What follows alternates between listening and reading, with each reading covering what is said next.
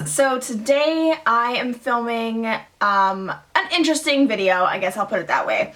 I wanted to film a different video, partially about my hair. As you can see, I'm back to my natural brown brunette hair for the moment, very temporarily. But you have to wait and see what happens. So that video was supposed to go up today, but instead it's probably going to go up on Thursday, and at the very latest probably Saturday, if everything goes according to plan, which so far it hasn't, but I digress. So I wanted to sit down and have like a little chit-chat kind of video, but I don't really have enough to say for a sit-down with Sid, so I thought maybe I would do another type of advice video. Back in the summer I posted a video about getting over past relationships. It can be romantic or even friendship, and a lot of people really liked it. I had a lot of friends on my personal Facebook who reached out to me saying they'd watched it and that they really appreciated that video. So I thought the topic I want to talk about today is another one I feel like a lot of people can relate to. And so I feel like this video is going to be really long, kind of rambly, so pause now, get yourself a snack, get some tea or water, something to drink and eat, and we'll get started. So if you haven't seen the title already, this video is about living with anxiety and how either as somebody who lives with anxiety, here's some like coping mechanisms, or if you know someone in your life who has anxiety, or just maybe not like clinically diagnosed anxiety, but you just see they have anxious tendencies, then you can be a little bit more sympathetic to it. First off, I will state that obviously I'm no expert in this. This is just my life and my experiences of it. I will also add that there is so much encouragement about mental health awareness nowadays. It's phenomenal. Like, if I had more of this stuff when I was growing up, although like I'm not very old, like I'm 24, but like if I had this when I was in elementary school and even like the beginnings of high school, I think things might have been a little bit different for me, and I wouldn't maybe have some of the tendencies I do now because of it, but I will start off saying that I have probably been anxious and had anxiety since I was a child, but I only recognized it later on in high school and then embraced it in university, but more so in the last couple of years. But I would say that I was probably anxious even as a child because I did have a little bit of a tumultuous situation growing up with my childhood. My parents got divorced when I was 4. I feel like some of the things I'll be bringing up have been mentioned in my 50 Facts About Me tag, which I'll link down below because I always find those very insightful, and some of what I say today kind of reflects into that. But my parents got divorced when I was 4, and I don't really remember much of it, but I do remember lots of tension and sometimes not knowing where the other parent was and that kind of stress. But I think the first kind of giveaway of anxiety growing up and just hearing stories about myself as a kid is about tests. Now, I don't think anyone in this world really likes writing tests and enjoys them, but they're really hard for some people, and for myself, I had really bad test anxiety as a kid. If I had a test coming up, I would get so anxious about it, whether or not it was because I was putting pressure on myself to do really well, or like one of my parents made a comment saying like, I hope you do really well on this test. Not really to put like a lot of pressure on me from them, but like obviously parents want their child to do well in school, so parents will promote you to want to study and to do well. So whether it was through my parents telling me to do well or me putting pressure on myself, I would become physically ill. Like those tummy aches, like if you have little siblings or little cousins or if you're a teacher and you notice this, when kids don't feel well, like there's a reason behind it. So for me, like I get really anxious over tests, and there's times my parents would tell me even now, like, yeah, like when you were little, like you get so upset over a test, like you'd call home and be like, I want to come home, I don't feel well, or I'd wake up in the morning and be like, I don't feel well, I don't want to go to school today. So that was kind of the first point of where anxiety really came out for me as a child. Growing up, probably I'd say in elementary school, like higher ed elementary school, the test anxiety kind of stuck. I still had that. I don't really have test anxiety now. Well, I shouldn't say that, but I still get nervous about tests, but like in university you can find ways to study better and whatnot, so it doesn't paralyze me the way it used to. And I would say late elementary school is when I first kind of had signs of depression. But it was one of those things that, like, you didn't really understand it, so you really couldn't ask for help, you really couldn't figure out what the heck was going on. Although, like, even then, like, I probably wouldn't have said, oh yeah, I'm depressed, but my mindset screamed depression. And at one point, I was probably 12 or 13 when I had first kind of contemplated or thought about suicide. I never really went through with this is exactly how I'm, tried to execute it, but there were definitely times where it was like, oh, I could just jump off a rock and no one would miss me and whatever. And a lot of people, I think, with the stigma of even suicide, people who have attempted it, people who have unfortunately been successful in it, a lot of people call them selfish, and they're like, oh, like, think of all the pain you're putting your family through. But people don't understand that in that mindset, you think everyone's better off without you. Like, you feel like you're a problem and a hassle to everybody else, and that you wonder, okay, well, if I wasn't there to bother these people, they could get on with their lives, they could do more, da-da-da-da. So if you call people like that selfish, then, like, you're just ignorant to it. That's what it is. And in this case, ignorance is not bliss. So yeah, so I had a little phase of that, and like I said, I never tried to execute it. I whine over giving myself a paper cut, so thinking of anything harmful to me, I'm just too big a wuss. I couldn't do it. So through high school, my anxiety, that's when I really found out that I actually had anxiety. Again, it's around tests and putting pressure on myself to do really well at things, and if I didn't understand something, I get really frustrated, I get really flustered if I can't figure something out, or even someone's trying to help me and I still don't get it, like, I just get really, really annoyed with myself. And sometimes, like, when you have, like, due dates looming or projects looming and just there's uncertainty around it, I get kind of anxious.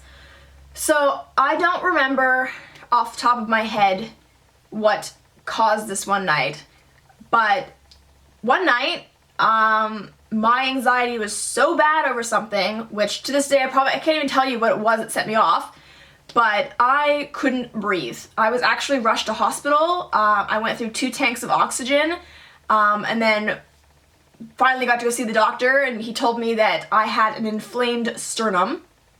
So for those of you who don't know, sternum's like in your chest, because I had really bad chest pain, I couldn't breathe, it felt like I got kicked by a horse, like I was completely winded. So he gave me a muscle relaxant, and he gave me something else, I can't remember off the top of my head, to help dissipate that. But I got so anxious, like, I actually get chest pain, and when you hear inflamed, like, sternum, like it's a bone, everyone's like, well, how does that work? And I still can't explain it to you, but that's how my anxiety manifests in me, is I get really severe chest pains. And obviously at that time, like, I didn't understand it, I was just like, what the heck, like, I couldn't breathe, I felt like I was dying. And it was funny because I remember the doctor was like, oh, I'll write you a note, because at this point it was like 4 o'clock in the morning. He's like, oh, I'll write you a note for school tomorrow. I was like, no, like, I need to go in. And he looked at me, he's like, ah! He's like, no, first of all, he's like, you don't want to go in. And he's like, and I'm writing this note for you just in case you don't want to go in, like, if you wake up in the morning and change your mind. So I was like, okay, like, I'll take it. He gave me a short prescription for the muscle relaxant, and that was it. Like, I wasn't put on anxiety medication. I don't think he really said, oh yeah, like, you're definitely an anxious person, like, it's an anxiety thing, we can do something for you, for which I'm grateful, because first of all, I'm bad enough taking vitamins every day, so I don't really want to be consistent on, like, a prescription pill, but I know it works for some people, so I am not by any means bashing that. And then another story I have of another panic attack that I have, which is probably my first actual panic attack, anxiety attack. I was in grade 10, and I was confronted by one of my teachers over something that I had no reason to fear, because the situation had already been taken care of, but I was cornered and it set me off. Like, I lost it, and so other teachers got involved, and it was a bit of a mess. There was no, like, repercussions for anybody, like, it wasn't that bad, but my reaction was the one that they were trying to take care of and make sure everything was okay. So through high school, that's kind of how things went. Like, I would get stressed, I get really upset. I'm a very emotional person. I always say I'm over emotional, but you know what, like, I don't want to say that anymore. Like, I'm just emotional. I have emotions, I let them show. Not everyone lets them show, therefore I look more emotional. That's all I'm going to say about that. So I just get really emotional when things don't go according to plan, or if I get really stressed out, if I get anxious, I get upset.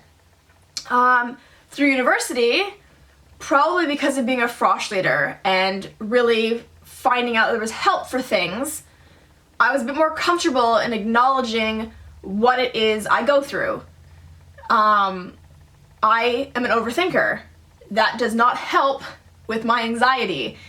But what my coping mechanism is now is, if I start to feel tension in my chest and I start to feel like I'm getting worked up over something, I kind of sit down and think, okay, what is it that's making me anxious? So I think, like, do I have a test coming up? Do I have an assignment? Do I have an interview for something? X, Y, Z. Like, I just kind of think and address anything that could be, making me anxious. And then for the times that I do figure it out, so for example, if I had a paper due in a week and my research wasn't going so well or something like that, I'm kind of like, okay, like, that's what I'm anxious about, so let's spend some extra time working on whatever it is. And usually that'll dissipate my pain. I'll be able to breathe again, I won't feel like my chest is like being squashed, and I can have a deep breath.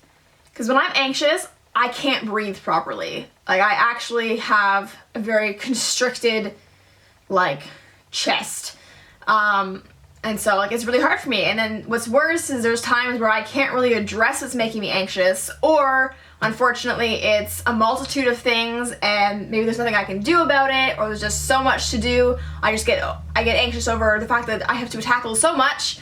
And it's the times that I can't address what it is that it still gets bad. And it still gets the better of me sometimes. So again, like, if you can address it, I feel better. If I can't address it, then it makes me a little bit more stressed, and sometimes can actually lead to really bad anxiety attacks. Now fast forward to this past summer, I had a situation come up that it just caught me at a really, really vulnerable time, and I had the worst anxiety attack I've ever had in my life. Now, I've had anxiety probably for about 8 years now, 8 or 9 years, where I've kind of known what it is. And it was so bad, I was hyperventilating for an hour. Like, that's unheard of, at least by my standards. Usually I'm kind of like, okay, like, maybe have a little cry or whatever and I'm over it. I couldn't breathe for an hour. I was so panicked over something that didn't actually end up happening. And that's the really annoying thing, is like, because I overthink things and I get stuck in my head, I'll give life to something that's not there, or I give a power to something that should yield no power over me, but I let it, and I can't unlet it. I can't just let it go. It'll just sit stuck in my head, and then, like I said, it gets really worse. So this was a really, really bad one, to the point where I had to call somebody who has a medical background to, like, sit with me and try and help me calm me down, and that thankfully worked. But it was awful. Like, it was traumatizing.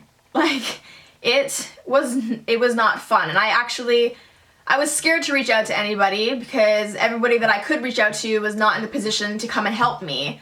So I felt very alone, very isolated at a time where all I really needed was somebody to sit with me.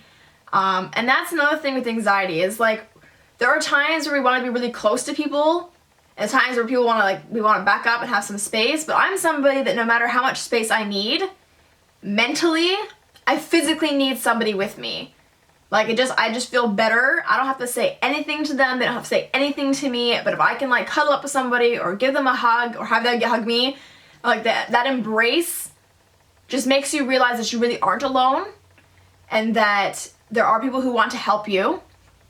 And I think that's another big issue, is a lot of times we just clam up. Lost there.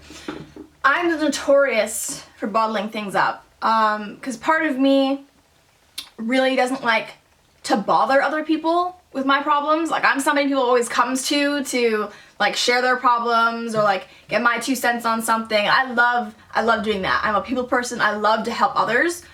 I'm also, unfortunately, a people pleaser, and in that case, I give myself the short end of the stick. where I'm more concerned making sure everyone else is happy and everyone else is taken care of, and I kind of neglect myself. So there's a level of self-help and like you time that you need to take it, you need to have it, you need to keep it. Like there's times where you just need to be like, no, like I need my space, I need my time, I need to focus on me. As much as you'd like to have other people, just we get wound up in everyone else's lives and sometimes neglect our own. So that's another like little self-help tip, to give yourself time and to make sure that you aren't putting everyone else above yourself. And that's something else that causes me anxiety, as I would rather be hurt helping somebody or putting someone else above me than being selfish and wanting to protect myself. So that's something I'm working on. Like there's no short-term help for any of that. And because of the panic attack I had back in the summer, I actually finally addressed it with my doctor. I was in for something else, and I just was like, oh, like by the way, had this, been having it for years, but this was the worst one, da da da da. And I was handed a prescription like this. And that kind of scares me. Because I do know some people who are given anxiety pills, and I've had some people who tell me, do not go on these. And like there's specific ones, not just like casting everything into the same basket, but some people are on them and want to get off, but they can't because they become dependent on them.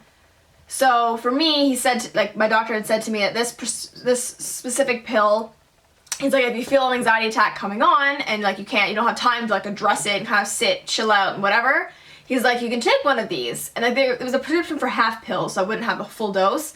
But I was still like, yeah, thanks. I took the paper and it's literally sitting on my table over there. Like it's just gonna stay there. Like I don't think I'm ever gonna fill it. It just sits there. But it was kind of a reassurance thing. And like even he said, he's like, it's not something you take all the time every day, and I wouldn't anyways. Like I stopped taking Advil a couple of years ago now, and I only take it if if my headache is so bad, my skull's gonna like implode, or if I'm like in severe pain, but I don't like to take pills. So I'm not gonna willingly put myself on something if I don't think I need to be dependent on it.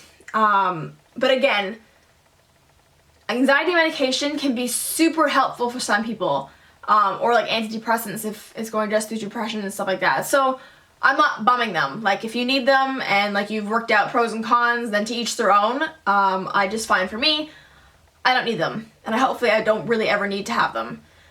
But I don't even know what else I want to say. I just know that my focus is now kind of on people who know people with anxiety. Just be supportive. Even if you don't think you can help, extending a hand or a shoulder is incredibly helpful. When I'm feeling really down, like this past week I didn't film nearly as many tutorials for Halloween as I wanted to because I was just in a really bummy mood. I was just really down in the dumps, and I just couldn't put a smile on my face to film and be like, oh yeah, and like I reached out to somebody and the person was like, let's go grab coffee, or tea in my case. And it's somebody that maybe I didn't really expect to have that kind of reaction, or I kind of expected the person to kind of be like, oh, like you'll be fine, like smile, like man up, you can do it. And so the fact that the person was like, do you want to go talk? I was like, that would be awesome. Like, thank you. And it's kind of sad that I have to be surprised that friends old and new are willing to help or willing to be a listening ear. I guess because I'm such a people person and I don't love people having problems, but I love to help when people have problems, that I'm like, well, why can't someone extend the same courtesy to me? Or I'm surprised when they do. So if you think someone's having a rough time, or they even tell you, like, look, I'm having a rough time with something, then help them. Or, like I said, take them out just to distract them. Walk around a mall, go for a nature walk, like, go get your nails done if that's something that works for you. Or something that you guys can bond over. So there's just so many little things. Like, you don't have to spend money, just a little bit of time, a little bit of attention, and, like, it goes such a long way. And we honestly feel so much better about it. But I just feel like a lot of people, like myself, just feel like we're bugging everybody. And we don't want to like bum everyone else out just because we're bummed out. But like the people who say, oh, like get over it, like, oh, it's all in your head, oh, you'll be fine. Like, I'm sorry, but you're an ass. and you just make us feel worse. And that's not cool. Like, no, just no. You can't, like, it's like, there's a really good, not even a meme, but there's really good images that float around social media over this, where there's one where a person's not feeling so great and their friend's like, anything I can do, and he's like, not really, he's like, I built you a nest. Guy goes in the nest, like, do you want to come out of it? And he's like, no, so his friend joins him. Perfect example. Like, you don't have to do much, just spend a little time.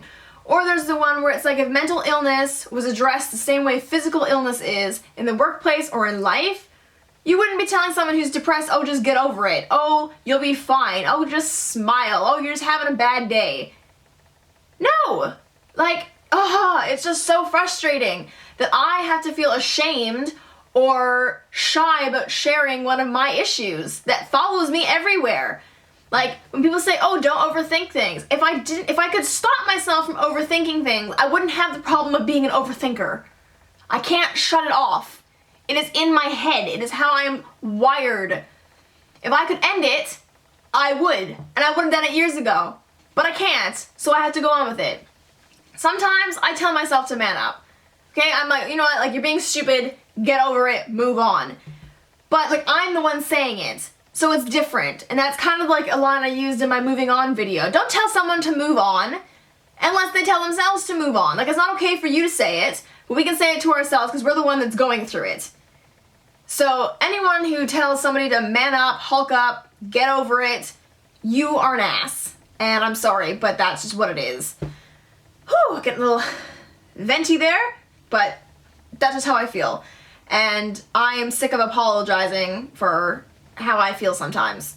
And nowadays I'm much more comfortable sharing with people that I have anxiety. I'm a very open person. I share a lot of stuff with people that I like just meet if I click with them. Like, I'm not gonna tell someone on the bus about my whole life story, but like if I meet you and I can tell that you genuinely want to get to know me, I'm like, I'll open up pretty easily. That's just the kind of person that I am. But now I feel braver when something's going wrong, saying, I do apologize, which I probably shouldn't, but I'm like, you know what, sorry, like, I'm kind of anxious, or like I have anxiety, things get tough. But I feel like people are more sympathetic to it now. So because there's so many mental health awareness advocacy groups and campaigns and all this stuff, people are kind of more comfortable with the idea of people saying up front, like, hey, look, like, I have this thing. You have a little sign saying I have anxiety. Then people are like, okay, sometimes some of her actions, it might make more sense now that I know she has anxiety versus me hiding it and having them be like, what's the deal? Like, backing up because they think, oh, look, she's being really moody, or oh, like, she's being really stressed about other things and whatever. Because everyone reacts differently. Like, there are some people who get very uncomfortable talking about mental health awareness or mental health issues or even emotions. But that's an individual thing. So you gotta find people's comfort zones and not shove things down their throat. Like, I just say to keep an open mind and to understand where people's minds are at. If you've never been depressed, if you've never had anxiety, if you're not an overthinker, you might not get it. Someone might try to explain it to you, they can use all the analogies in the world, but if you've never experienced it, there's some things you just don't get. It won't click. So I have sympathy for that. I understand that not everyone realizes how things were for me, how things are for me, and how I get through things. But if you're sympathetic to it, and even if you don't get it, it's still helpful. It's still one step further along than what you were before. So that is just really important to me. And honestly, the only other thing I would mention that my anxiety has proven difficult for me is when I was in England last year. For anyone who's new to my channel, I am a certified teacher, and I actually moved after my graduation to England to teach, and it was stressful beyond belief for me. I have friends who are still there and I absolutely love it, but I just couldn't do it. It's a completely different system, first of all, and that's like hard enough to deal with, but there were just so many little things that would just get to me and really, really bother me. I officially worked as a teacher over there for about 3 months and a bit, 2 months and a bit, 2.5 months, something like that. Honestly, I can't even tell you now. I was physically in England for 4 months to the day, and taught for, I'd say maybe 2.5. Yeah, probably about 2.5. So that's not long for some people. Like, some people are like, wow, like that's it, like that's all you could do. But for a month and a bit, I wasn't sleeping. My anxiety was so bad over stressing over work and trying to get this done, that done, understanding things to the point where I was able to actually teach something. Like, it's one thing to get it, it's one thing to be able to teach it. And I think that's a lot of people understand, like in university and high school, like a teacher could love their subject and be an awful teacher, but a great person, and I didn't want to be like that. So I just had a lot of things that just stressed me out. I wasn't sleeping at night. I would literally wake up every hour, and it was rough. And so it came to the point where I was like, my mental health can't take this, and thank God, like, I had a saint of a principal, and he was like, you know what, I can understand that you've moved across the world, it's your first job, and like you have all these other things. He's like, it's fine, like, don't feel like you've quit or given up. And that was my biggest issue, was like, I feel like I was a quitter. I'm like, that's not me, I'm not a quitter, but you know what, you learn these lessons, and it was something that wasn't made for me, so I came home. And I'm not ashamed of that. I was really, really upset over it for a long time, and I realized that it just wasn't meant to be. I was meant to be here and to teach here or do whatever it is in life I'm gonna end up doing here in Canada and not in England. But like, everyone's different. Like, I have friends now who want to teach in England, and they come to me and they're like, well, like, what was your experience? And although I tell them, some of them are like, well, I'm gonna go anyways, and like, to each their own, like, rock it. If you think you can do it and you wanna have fun, go. But for me, it just didn't work. And that took a really long time for me to grasp and understand that I wasn't a failure over that, and that no one held it against me. Like, I wasn't letting people down like I thought I was. It wasn't a disappointment to people, like family or colleagues, or to myself. And when I finished work, like, I was in a small depression when I moved in with family, despite having the complete opposite life after leaving my flat and the people down at my school. I was back in a super loving environment with a couple of cousins of mine, and I got to spend like 3 weeks with family, which was amazing. But for the first few days, or even like the first week or so, like, it was a difficult adjustment to kind of realize, like, I've let go, I'm moving on, like, on to bigger and better things. And so yeah, just, like, I can feel myself through this whole video, like, getting anxious, trying to talk about it and, like, sort out what I need to say and how I need to say it. Whew. So, yeah, it's just a really difficult topic, and it shouldn't be, and I don't want it to be, and now I'm gonna get really emotional. Damn it! So I'm just gonna leave it there. I know, again, this is rambly, this was long, but I'm hoping beyond hope that somebody watches this video, gets it, whether you're like me and you go through it, or you know somebody, whether it's a family, friend, your partner, whomever. And if you don't know anybody who's gone through this stuff, I hope that at least it gives you some perspective that if someone does cross your path who's going through rough things or just have a rough time with life in general for whatever reason, you could be a little more sympathetic and help in whatever way you can help. It's not a one-size-fit-all solution, but if everyone gives it a little bit more effort, then I think we can honestly make a really big difference. So if you've suffered from anxiety, if you know somebody, please share this. Hopefully it can help anybody else. I would really, really appreciate it. So you can thumbs up, share buttons down below, all my social media is out there so you can reach out to me. If you're having a bad day, you need an internet hug, or need someone to talk to, like, I am always open to helping people. I don't care where you live, I don't care anything about you, just that you are okay and that you don't do anything silly. So, I'm gonna leave it at that, and I will talk to you guys in my next video. See ya!